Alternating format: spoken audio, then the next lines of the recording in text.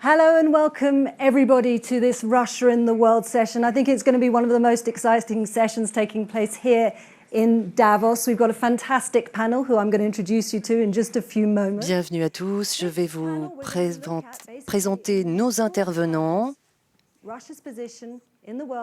Nous allons discuter de la place de la Russie dans le monde, non seulement sur le plan politique, mais aussi économique.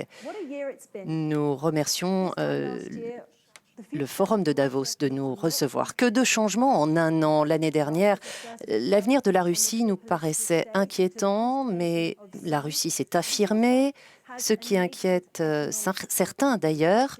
En même temps, nous voyons le début d'un rebond économique. Est-ce que cela peut durer en 2017? Il y a des opportunités à saisir, quelques obstacles aussi. Il y a un consensus chez les économistes sur le fait qu'il faudrait de véritables réformes économiques et structurelles. Et je pense que nos panélistes vont pouvoir nous répondre sur ces questions. D'autres questions aussi, que représente Donald Trump dans cet environnement, mais aussi les élections européennes, les élections en Europe. Va-t-il y avoir des changements après certains scrutins? Va-t-il y avoir un rapprochement avec la Russie? Et si nous avons appris quelque chose en 2016, c'est bien que tout est possible. Donc je vous présente nos intervenants. Nous avons M. Igor Chouvalov, vice-premier ministre de la Fédération de Russie depuis 2008, lorsque Vladimir Poutine est devenu Premier ministre sous la présidence de Medvedev.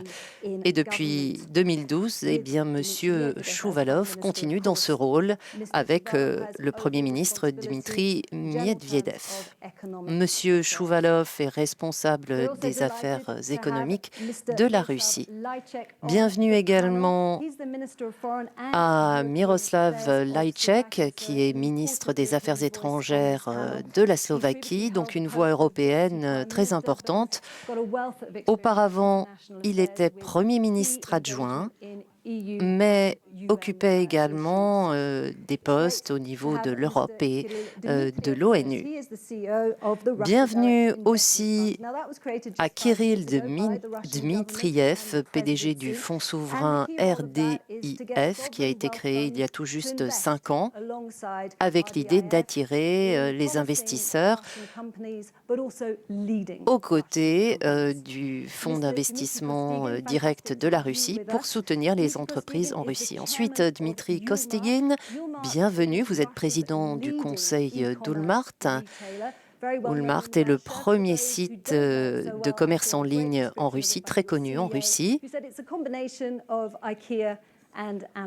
Et le PDG explique que c'est un peu une combinaison d'IKEA et d'Amazon. Et enfin, avec nous également, Ray Dalio, fondateur de la firme d'investissement Bridgewater Associates, qui est le plus grand hedge fund au monde. Monsieur Dalio a une certaine vision sur l'économie et il a un modèle pour analyser les économies comme des machines. C'est une perspective tout à fait intéressante. Alors pour commencer, je voudrais faire un tour de table pour vous entendre sur l'économie russe, mais aussi sur la politique. Quel horizon, si on peut commencer avec vous, monsieur le vice-premier ministre? Du point de vue économique, cette année, pour moi, sera meilleure que 2016.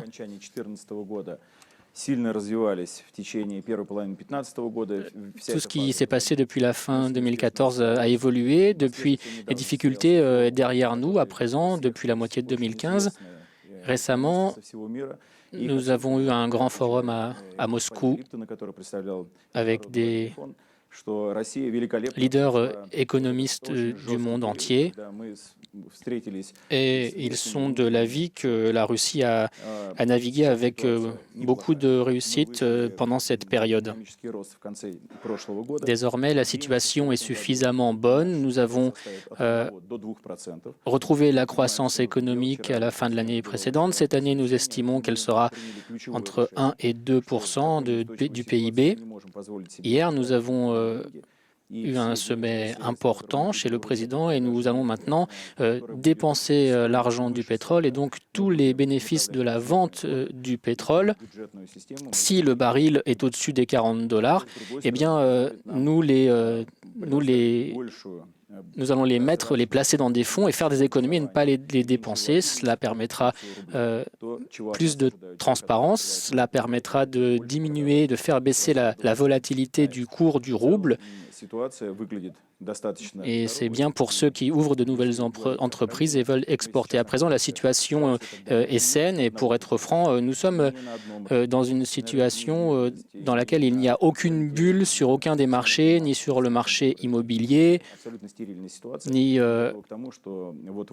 sur les marchés des fonds. Et la situation est très très saine. Nous nous attendons à l'afflux direct des investissements étrangers. Mr. Lajcek, so you've obviously been listening to this. What's your take Monsieur on Russia's Lajcek, economy in 2017? comment voyez-vous l'économie russe en 2017 ? Il est très difficile de le prédire car la Russie fait partie d'une économie mondialisée. Je pars de la perspective de l'Union européenne. Il y a d'autres facteurs comme la nouvelle administration américaine. Il y a les questions migratoires, les immigrants, la question du terrorisme. Et nous avons toujours ce problème d'absence de dialogue, le problème des sanctions. Donc il nous faut vraiment créer un format, un espace pour le débat. Il n'y a pas de cadre juridique pour un engagement avec la Russie, ce qui n'est pas normal. Et je ne vois pas vraiment une envie de changer les choses non plus. Il faudrait, après 3 ans à jouer ainsi, on ne peut pas continuer. Je ne pense pas que ce soit exactement ça. Nous, de notre côté, nous manifestons toujours le désir de coopérer et jamais la partie russe n'a dit nous voulons cesser ou tel dialogue, ne pas participer à tel ou tel format. Nous y avons par exemple eu des précédents, c'était à l'initiative de l'Union européenne, de certains États, de stopper le dialogue. Donc, dès que l'Union européenne a formulé le désir d'entamer le dialogue, eh bien, nous nous engagerons immédiatement au niveau du gouvernement, de l'administration présidentielle ou du ministère des Affaires étrangères. Nous sommes prêts à n'importe quel dialogue.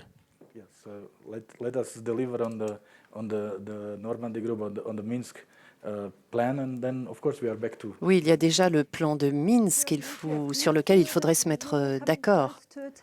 Monsieur Dmitriev, est-ce que vous pensez que vous êtes à un tournant? Oui, je pense qu'on a déjà passé ce tournant. Et on veut mettre fin à certains mythes. Le premier étant que la Russie aurait été bien influencée par la crise économique. C'est du passé, ce n'est plus le cas aujourd'hui. Aujourd'hui, le vice-premier ministre l'a mentionné, la croissance est de 1 à 2%. Le marché des titres a augmenté l'année dernière de 50% en dollars. Une des compagnies où on a investi Deskilmir, il y a la croissance également. La Russie a franchi ce tournant. Il y aura désormais de la croissance, même si les sanctions sont maintenues. Et si ces sanctions sont levées, c'est formidable. Mais si elles sont maintenues, ça restera bien. Vous avez eu une rencontre avec le conseiller économique de Donald Trump. Nous sommes très optimistes sur la communication avec l'administration Trump. Nous pensons qu'ils traiteront la Russie avec du respect, ce qui est très important. C'est très important d'avoir un dialogue sur plusieurs problèmes. Monsieur Shuvalov a mentionné qu'il y a 2 ans ici, que la Russie serait unie malgré les sanctions. Certaines personnes dans l'administration de Trump a déclaré qu'ils comprenaient que les sanctions ont rassemblé les Russes autour de Vladimir Poutine. Nous reviendrons sur la question Trump un peu plus tard. Si je peux poser une question à Monsieur Kostegin, la confiance des entreprises en Russie Russie? Où en est-on? Je suis entré dans les affaires en 1988. J'achetais des jeans à Moscou et je les vendais en province où je vivais. À l'époque, ces activités étaient passibles de prison.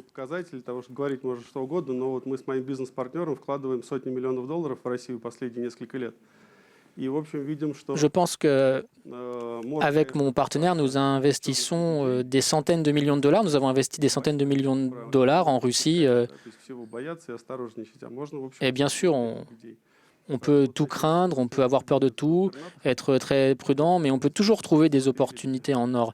Et j'espère que l'année qui vient sera l'année des opportunités en or, surtout sur le territoire de la Fédération de Russie. Ray Dalio, nous entendons donc que l'économie russe est en transition. De votre perspective, vous qui regardez les économies comme des machines, quels sont les points saillants de l'économie russe? Eh bien, la Russie est un pays qui a un potentiel énorme.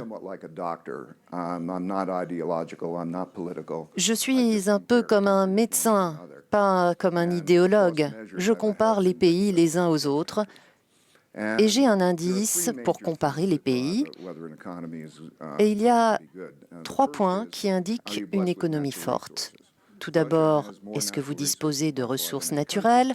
La Russie en est riche. Et cela devrait être le pays le plus riche par personne au monde sur cette base. Il y a un autre facteur. Quel est le coût de l'éducation? Il y a une population très éduquée avec un coût de travail peu élevé. Ensuite, il y a le niveau d'endettement. Le niveau d'endettement en Russie est parmi les plus bas au monde. Donc, nous avons un pays avec tous ces avantages, tous ces facteurs en sa faveur, mais des obstacles et quelques difficultés. Pour moi, nous en parlerons tout à l'heure, mais c'est un pays où le marché des capitaux est sous-exploité, sous-développé, et il y a des difficultés pour emprunter de l'argent dans le pays. Il y a d'autres problèmes liés à la propriété, des questions non résolues, donc il y a beaucoup de potentiel. Et quand je regarde, depuis quelques années, ces dernières années, il y avait 2 grands problèmes: les sanctions et les prix bas du pétrole. Et cela présentait de grandes difficultés. Il n'y a pas de bulle du tout, comme l'a dit M. Chouvalov. Il n'y a pas de bulle, c'est vrai. Mais est-ce que vous pouvez surmonter ces difficultés et votre croissance sera à 1 ou 2 %, comme vous l'avez dit, mais c'est le moment de regarder, de se projeter 10 ans en avant et de regarder à l'horizon à 10 ans. Quelle est votre réponse? Je suis tout à fait d'accord. Si vous croyez que nous ne pensons pas aux réformes, eh bien, sachez que, bien sûr, nous y pensons, y compris quand le prix des pétroles était très haut. Nous avions préparé des plans avec le gouvernement. Nous devions le présenter de manière préalable au public. Nous avons mis en place quelques centres publics d'information, pas des centres gouvernementaux, mais il s'agit d'initiatives de sociétés, d'entreprises qui essayent d'anticiper sur les idées, de voir où sont les obstacles pour la croissance économique russe et ce qu'on doit faire dans les prochaines années. Bien sûr, dans la perspective d'1 ou 2 ans. Et l'idée est d'avoir une croissance stable et de passer à une croissance de 2 % avec des chiffres plus acceptables pour nous, parce qu'on estime que la croissance de 2 % pour la Russie, c'est plutôt une fourchette basse dans nos ambitions. Donc nous devons être très consistant, ne pas commettre d'erreurs afin de ne pas torpiller cette croissance. Et pour cela, nous avons besoin de politiques macroéconomiques responsables. Nous la conduisons sans erreur, comme on a pu le voir. Mais ça peut changer, mais nous resterons fermes sur ces objectifs économiques. Si on regarde plus loin dans l'avenir, l'important, c'est le capital humain, l'éducation de la population, le savoir-faire de cette population pour le marché, comment former ces populations, les adapter à la concurrence dans le monde. Et pour nous, c'est un vrai défi, car nous sommes un peu à la traîne et nous savons qu'il y a beaucoup de propositions ici, non seulement liées au financement budgétaire du système éducatif, afin de rechercher des éléments qui motivent les entreprises à éduquer leur personnel et envoyer ainsi des signaux intéressants au marché, qu'il faut que les gens soient intéressés et motivés pour recevoir des formations, des outils modernes. Nous voulons être certains de ce que nous faisons pour ne pas faire tanguer la barque. Nous vérifions toutes nos démarches avant de les annoncer publiquement et dans ces cycles politiques jusqu'à 2018, ensuite avec le cycle prochain. Dimitri Kostigin, je viens vers vous. Vous êtes très connecté à la jeune génération, elle-même très connectée. Quelles sont leurs attentes? Et quels sont les obstacles pour vous en tant qu'homme d'affaires? J'ai une chanson préférée, peut-être un peu ennuyeuse pour les non-initiés. C'est une chanson sur la comptabilité dans le marché russe. Dans les années 90, il y a eu l'idée de passer sur les standards internationaux de la comptabilité. On les a oubliés depuis, mais je pense que c'est maintenant dans cette direction qu'il faut aller.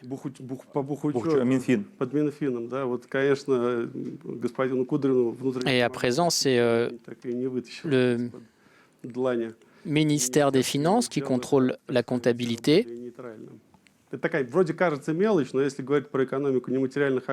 Mais je veux que ça devienne neutre. Je veux que ce soit désormais neutre, que les entreprises aient une comptabilité qui soit neutre et plus contrôlée par les ministères.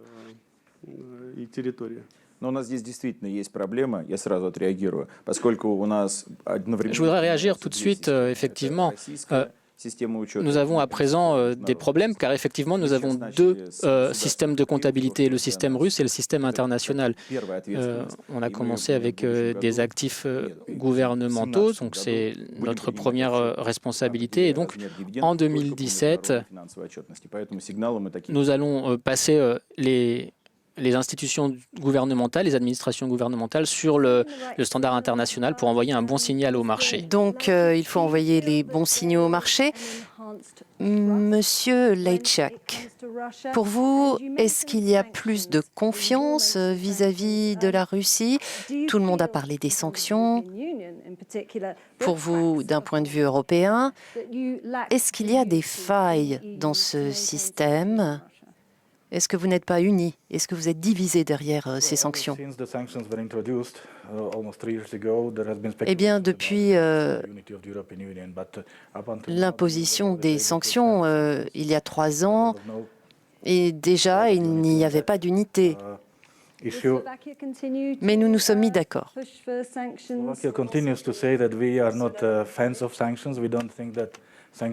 Vous pensez que cela va continuer? Nous n'aimons pas imposer des sanctions. Ce n'est pas le meilleur outil pour arriver à nos objectifs. Mais il y a une unité derrière cette idée. Bien sûr, pour nous, c'est un outil, mais ce n'est pas une politique. Les sanctions ont été imposées à cause de l'intervention de la Russie en Ukraine. Les conditions pour la levée de ces sanctions sont bien connues de tous et nous espérons retrouver des relations normalisées.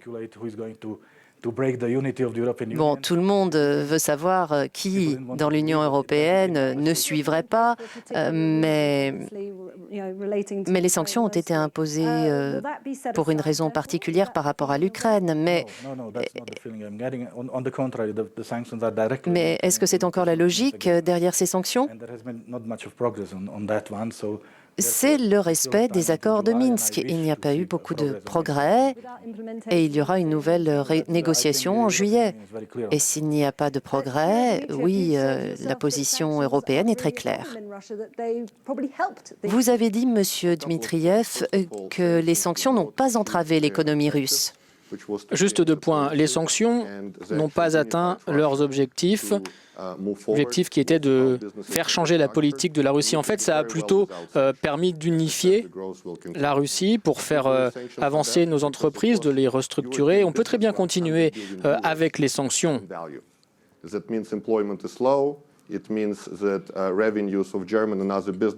pense que les sanctions coûtent environ 100 millions de roubles. C'est mauvais pour notre industrie, pour le travail. On pense qu'avec l'administration Trump, nous pourrons entamer des discussions pour annuler ces discussions, car on peut atteindre beaucoup ensemble. On peut combattre le terrorisme, par exemple. Il y a par exemple aussi eu l'incident avec l'avion en Turquie, mais nous avons changé nos relations avec la Turquie et à présent, on combat ensemble le terrorisme. Imaginez ce qu'on peut accomplir si on combat le terrorisme ensemble, côte à côte avec les États-Unis. Je pense que la pensée va changer en Europe et dans le monde. Puisque je suis au gouvernement, je ne peux pas partager cette pensée positive. Nous ne partons pas du principe que les relations vont beaucoup s'améliorer. On part du principe que ça peut rester très difficile à l'extérieur. Nous planifions nos actions en partant du principe que les sanctions sont en place. Très bien. Si c'est annulé, tant mieux. Mais on part du principe qu'elles seront maintenues. Vous avez mentionné qu'il pourrait y avoir un désaccord entre les pays européens et que les sanctions pourraient commencer à être annulées. Il y a beaucoup de spéculations. La Fédération de Russie n'a jamais eu l'intérêt d'apporter la division au sein de l'Union européenne. Nous avons intérêt à avoir une Europe unifiée et forte, et c'est pour cela, pour nous, c'est difficile d'avoir le Brexit ou autre chose. Pour nous, il faut que l'Europe soit unanime si on veut regarder devant nous, et on a besoin de partenaires commerciaux solides avec des institutions fortes. On n'a pas besoin de division au sein des pays membres de l'Union européenne. Ray Dalio, je vois que vous avez quelque chose à dire, mais je voulais vous poser une question. Quel est votre avis sur les sanctions contre la Russie? Est-ce qu'il y a eu un coût pour l'économie? Je pense que l'impact des sanctions a surtout été sur les emprunts de la Russie. Il y a eu 220 milliards que la Russie n'a pas pu emprunter. Et cela peut avoir un impact négatif des deux côtés dans l'équation. Donc il y a un choc d'un côté, peut-être de court terme, mais aussi on s'est rendu compte qu'il y avait peut-être trop d'exposition à la dette en même temps. Donc, il y a une prise de conscience. Et les choses ont été corrigées, c'est vrai aussi. Le prix du pétrole, c'était un autre choc temporaire. Et cela a été surmonté. Je pense qu'il serait mieux pour tout le monde s'il n'y avait plus de sanctions. Mais la vraie question pour moi, c'est le développement des marchés de capitaux pour ne pas être dépendant des capitaux étrangers. Si l'on regarde la Chine par comparaison et le développement en Russie, la Russie a beaucoup évolué ces 16 dernières années. Si on regarde la Chine, il y a eu moins d'avancées, moins de progrès. C'est parce qu'ils ont un marché très localisé, des emprunts très localisés, Et c'est ça la leçon. Il faut éviter cette dépendance aux capitaux étrangers. Donc je pense qu'à la longue, ce sera bénéfique pour améliorer la situation. Monsieur Dimitriev, quelle est votre réaction à ce que vient de dire Ray Dalio? Et dites-nous aussi qui sont les grands partenaires de la Russie, à part l'Union européenne et la Chine. Est-ce que cette relation avec la Chine va se développer? Je pense que Ray Dalio a de très bonnes idées et la crise de la dette, l'histoire de la dette, c'est une idée très intéressante et on a investi avec la Chine dans différentes choses, en Arabie Saoudite notamment. On a également des Saoudiens ici, là, dans l'audience. Nous avons investi au Proche-Orient. Ce qui s'est passé, c'est que les compagnies européennes et américaines se sont retirées. Beaucoup de compagnies asiatiques ont pris leur place et on a beaucoup de partenariats stratégiques réalisés avec la Chine. Le niveau de croissance de la Chine, par ailleurs, c'est aussi très bénéfique pour nous. Nous avons intérêt aussi, d'un autre côté, à avoir des partenariats avec l'Union européenne. Nous avons réalisé des projets ensemble qui ont, par exemple, créé des emplois en France. La création d'emplois, c'est extrêmement important aussi pour Donald Trump. Je suis responsable du dialogue avec la Chine au gouvernement, donc je voudrais ajouter que nous développons avec la Chine un partenariat de façon incroyable avec les leaders, y compris dans le passé. C'est très positif. L'ordre du jour était très intéressant. Il y avait les traités frontaliers, le pétrole, le gaz dans les dernières discussions que nous avons eues. Et puis, il y a eu des sanctions qui ont été mises en place contre la Fédération de Russie. On a donc encore accentué notre travail de partenariat avec les Chinois sur tous les fronts, tout azimut. On voit également au niveau, on voit que les entreprises privées viennent en Russie, s'intéressent à ouvrir des nouvelles affaires. On s'intéresse aussi aux entreprises qui veulent exporter vers la Chine. Des compagnies, des entreprises privées, bien sûr. On voit bien que les autorités chinoises observent le régime de sanctions pour ne pas avoir de problème. Mais bien sûr, nous développons des relations tous azimuts avec la Chine. C'est évident. Les progrès réalisés ont été inouïs et cette tendance va être amenée à se développer. C'est intéressant pour nous et pour la Chine. Est-ce que vous voulez dire quelque chose? Je voulais ajouter une chose.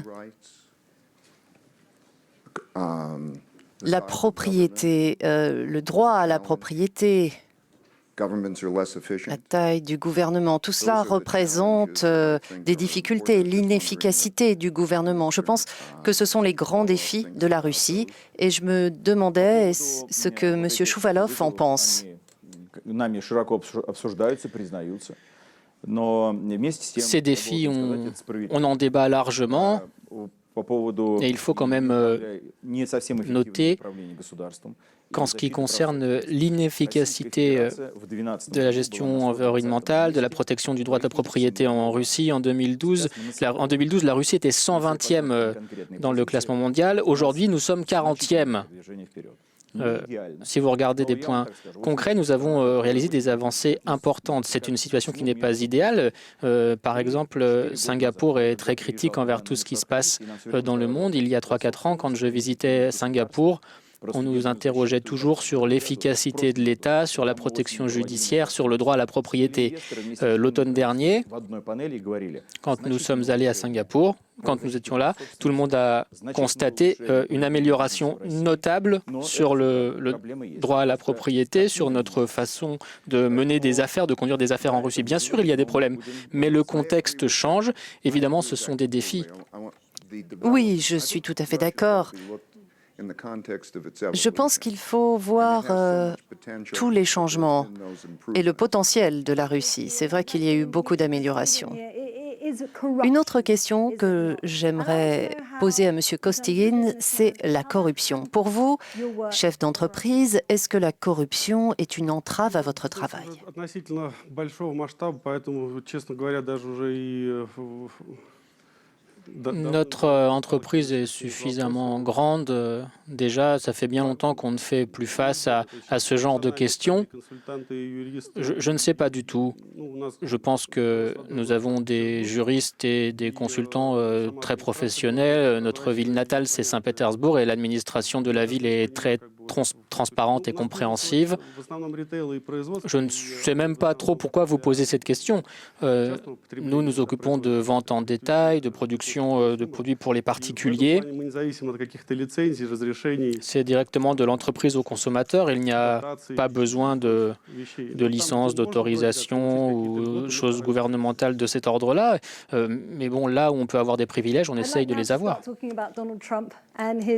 J'aimerais parler maintenant de Donald Trump et des conséquences possibles pour la Russie, car c'est une administration très pro-business. Mais ce que j'aimerais comprendre de la part des Russes ici, Monsieur Dalio, quel changement voyez-vous d'ici 2018? Faites un pronostic, s'il vous plaît. Kirill Dmitriev, vous allez recevoir une délégation bientôt.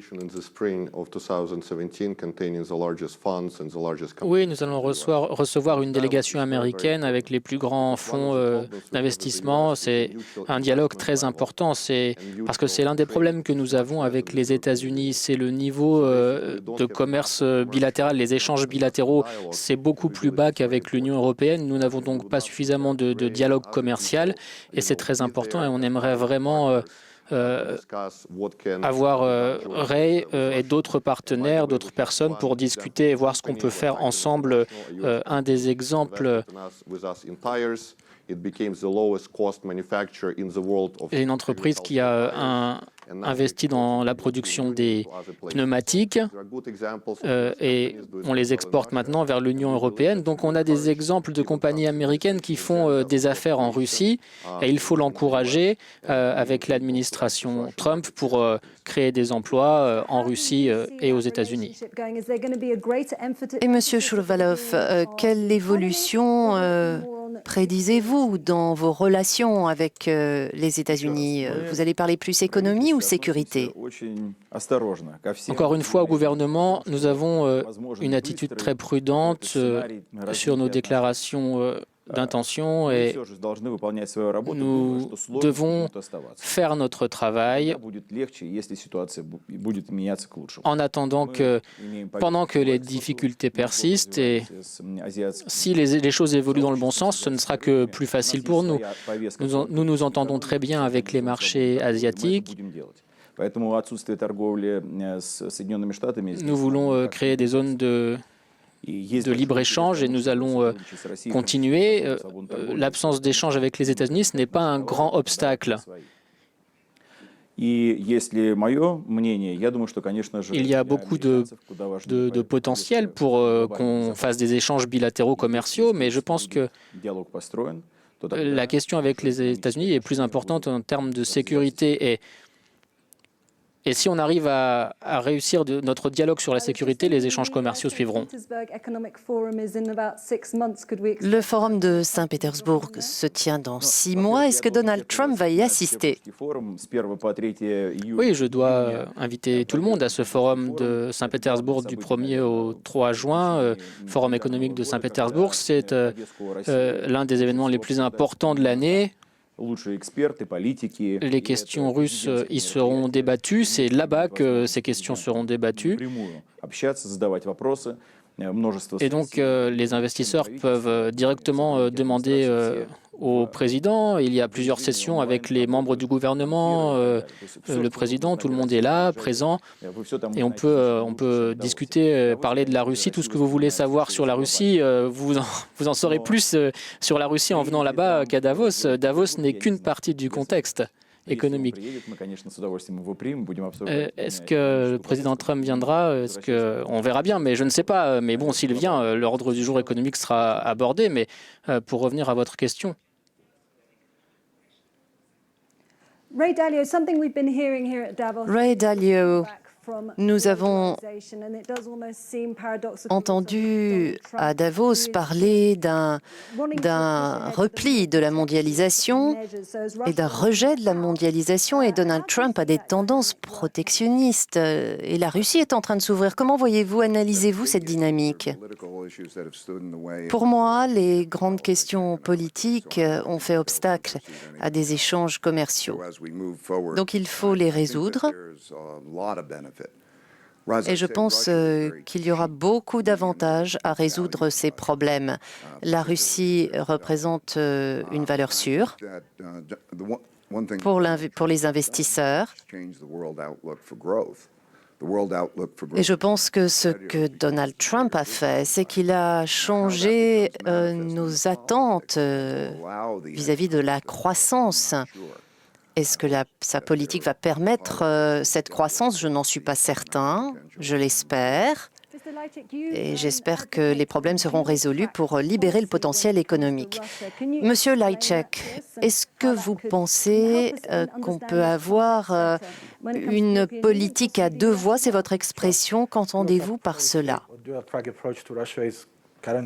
Oui, bien sûr. C'est la position de l'Union européenne actuelle.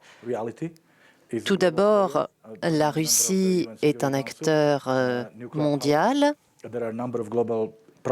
au Conseil de sécurité de l'ONU. Il y a des grandes questions que nous ne pourrons pas résoudre sans la participation de la Russie. En même temps, nous avons le problème des sanctions. Nous avons le problème qui a déclenché les sanctions. Donc, nous voulons discuter davantage avec la Russie sur nos points d'intérêt communs et sur nos responsabilités partagées, mais voir en même temps des progrès sur la question ukrainienne afin de nous permettre de lever les sanctions.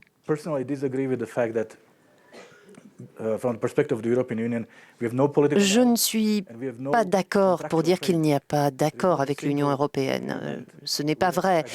Mais il nous manque un cadre.